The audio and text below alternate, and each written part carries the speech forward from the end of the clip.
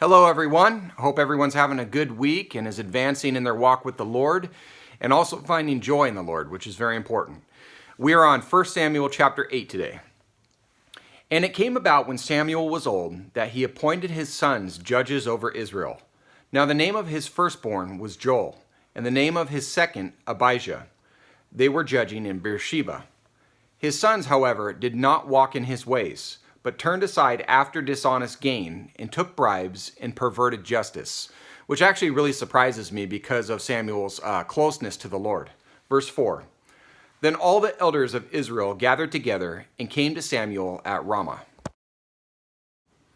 And they said to him, Behold, you have grown old, and your sons do not walk in your ways. Now appoint a king for us to judge us like all the nations. But the thing was displeasing in the sight of Samuel when they said, Give us a king to judge us. And Samuel prayed to the Lord.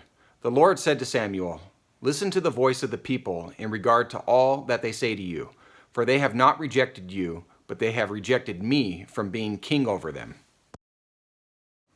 Like all the deeds which they have done since the day that I brought them up from Egypt, even to this day, and that they have forsaken me and served other gods, so they are doing to you also. Now then, listen to their voice. However, you shall solemnly warn them and tell them of the procedure of the king who will reign over them. And here we go again with man's attempt to place themselves above God.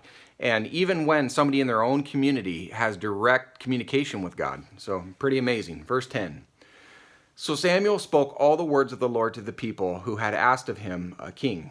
He said, This will be the procedure of the king who will reign over you.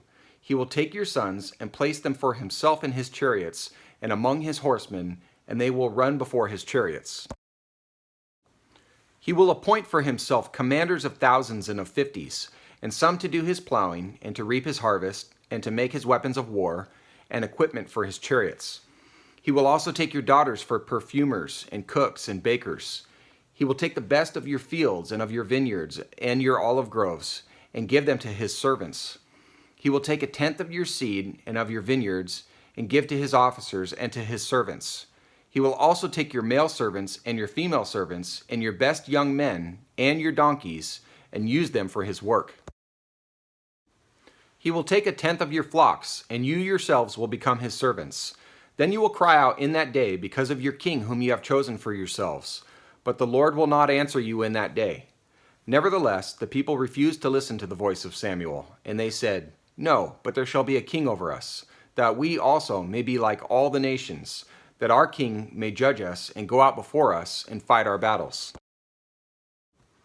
Now after Samuel had heard all the words of the people, he repeated them in the Lord's hearing. The Lord said to Samuel, Listen to their voice and appoint them a king. So Samuel said to the men of Israel, Go every man to his city. All right, getting very interesting. Judges were not enough for these folks. They had to have a king, and a king they shall get. Hope you can join me to find out who that is. God bless you and take care.